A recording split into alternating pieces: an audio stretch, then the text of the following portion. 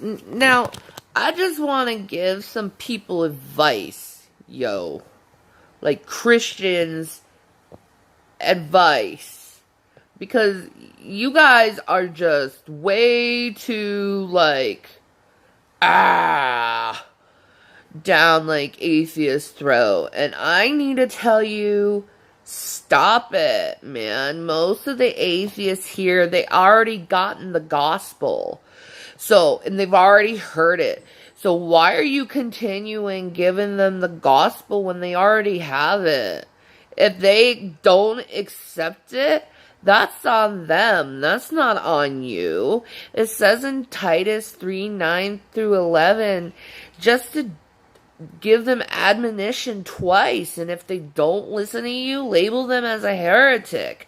It's pretty simple. You don't have to stress yourself out and go after the same people over and over again, because that's not how you work in gardening. I mean, Jesus said planting seeds and gave that parable for a reason, okay? If you garden, you till the ground, and then afterwards you plant the seed. And when you plant the seed, you let it be, you let it grow, you let the sun take care of it to provide all the nutrients in order for it to want to go and bust out of its shell and bust up upon the ground. And then you got the water, like nature takes care of it. Water takes care of the seed. You just put that seed in the ground, right? But if you keep rustling with the ground, if you keep messing with the ground, the seed ain't gonna grow. The seed is gonna wither and die. So, using that analogy, the seed is the gospel of Jesus Christ, right? So you just give the gospel of Jesus Christ once to someone and let nature take course. Let God do what he needs to do and water and put light upon that little seed that you planted into the ground. It is unnecessary, and you're just going to kill the seed if you continue ruffling along the ground. That's why the Bible in Titus 3:9 says to give admonition twice. I mean, I'm really truly seeing it now. Those Christians that constantly want to shove the Bible in people's faces, they don't trust God, because they don't trust that his word will not become void. They don't trust in him that he will be doing the watering, and he will be the one to provide in the light for the seed to grow.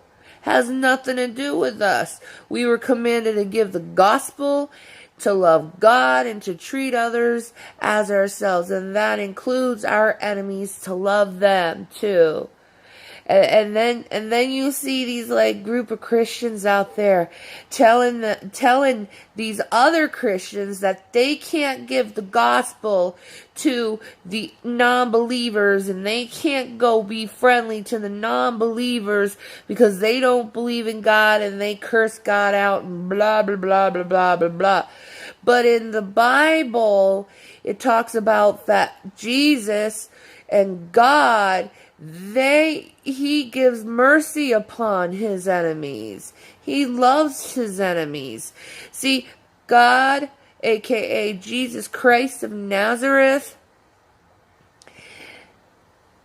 he knew that there was going to be unbelievers in the world. But he also is so loving that he allows them to go do what they need to do and live their life. And you know what? He also knows that eventually he'll activate them and he'll start sending people in their lives to help them get activated. But to go and claim that you know someone's salvation based on where they are right now, it's pathetic, because You are putting yourself in the seat of Jesus Christ.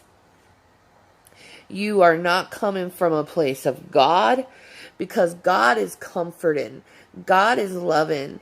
God will be there for you in your hard times. And it's not right to attack people because they don't believe. It's not right, because it says in 1 Corinthians 13 that love does not seek its own way. If you truly love the atheist, you would let them live their life the way God intended them to live their life. And you would trust God enough to be able to water the seeds that you plant in the ground. You know, but you need to be wise about planting seeds. You can't keep fucking with the ground. You mess with the ground, nothing's gonna happen. The ground's gonna be the ground. You know? And if you think about it, the seed is in a dark place, pretty much inert, like a dead man. But God, He can take dead men and He can bring them back to life. And that's what these Christians cannot see. They want to go and point their fingers at the atheists. They want to go and hate the atheists. But what they don't see is that Jesus is working through them, and they don't even see it because they're too busy deciding who and what is what, instead of fearing their own salvation with fear and trembling. You should be more focused on your own salvation than anyone else's. You were just commanded to give them the gospel and to love them. And you know what? If you don't do what Jesus commands, you don't love Him. Peace and Maranatha.